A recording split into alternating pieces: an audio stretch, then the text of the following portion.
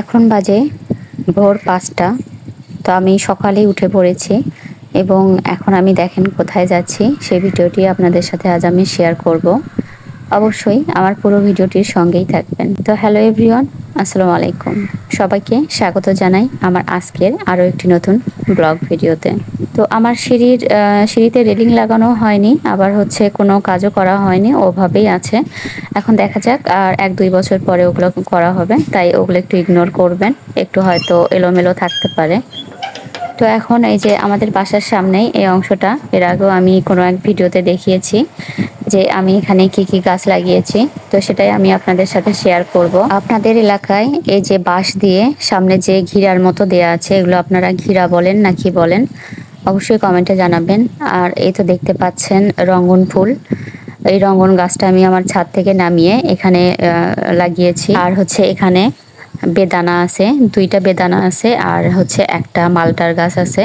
তো এগুলো সব প্রায় 8-10টার মতো গাছ আমি উপর থেকে নামিয়ে নিচে এরকম লাগিয়েছি, যে অনেক বেশি বৃষ্টি হচ্ছে এখন, এই বৃষ্টিতে যদি লাগানো যায়, কেননা উপরে অনেক বেশি গাছ হয়ে আছে, মানে অনেক বেশি গাছ হয়ে গেছে জন্য করে আমি একটু গাছ কমালাম।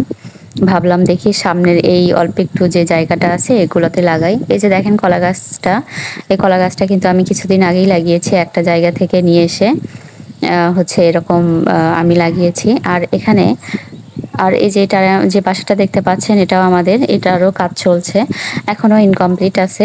নিচতলার শুধু গ্রিলটা লাগানো হয়েছে, আর দোতলার হচ্ছে এখনো গ্রিল লাগানো হয়নি। আর এখানে সজনা গাছটা, এটা হচ্ছে এটা একটু পুরাতন, এটা হচ্ছে 4-5 বছরের বেশি হয়ে যাচ্ছে। আর এখানে দেখেন বেশ কয়টা মেহেদি গাছ আছে, তো গাছটা একদম কেমন যেন পড়ে গেছে। আমি যতবারই ওটা হচ্ছে একটু সোজা করে দিই, তারপরও হচ্ছে ওই বৃষ্টিতে অথবা দেখা যায় কিছু না কিছু ভিতরে ঢোকে, তবে মুরগি ঢোকে অনেক, মানুষের মুরগি, সেগুলো ঢুকে গাছগুলো একটু এলোমেলো করে দিয়ে যায়। আর এখানে দেখেন মেহেদি গাছগুলোর পাতা কি সুন্দর, বৃষ্টিতে গাছগুলো আরও বেশি তাজা হয়ে গেছে। আর এই যে কালো কচু, উপর থেকেও আমি একদম আমার বেলকনি থেকে দেখিয়েছি কালো কচু, এই কচুগুলো আমার খেতে বেশ ভালো লাগে। আর এই কালো কচুকে আপনারা কি বলেন, কি নামে ডাকেন, সেটা এর আগেও একটা ভিডিওতে বলেছিলাম যে এগুলো আপনারা কি নামে ডাকেন, এর কিন্তু সুন্দর একটা নাম আছে। আচ্ছা আমি বলি, সেটা হচ্ছে বাবু কচু। এই কালো কচুকে আমরা আমাদের এলাকায় বাবু কচু নামেই ডাকি, আপনারা কি নামে ডাকেন অবশ্যই কিন্তু কমেন্টে জানাবেন। তো আমি এগুলো এখন কেটে নিচ্ছি, দেখেন এগুলো একটা একটা করে কেটে নিচ্ছি।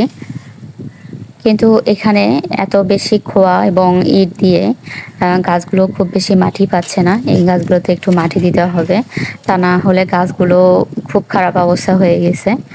দেখেন দেখেন কচু গাছগুলো কিন্তু অনেক সুন্দর এবং অনেক বড় বড় হয়ে গেছে। আজকের মতো ভিডিওটি আর লং করব না, এই পর্যন্তই। আসসালামু আলাইকুম, খোদা হাফেজ।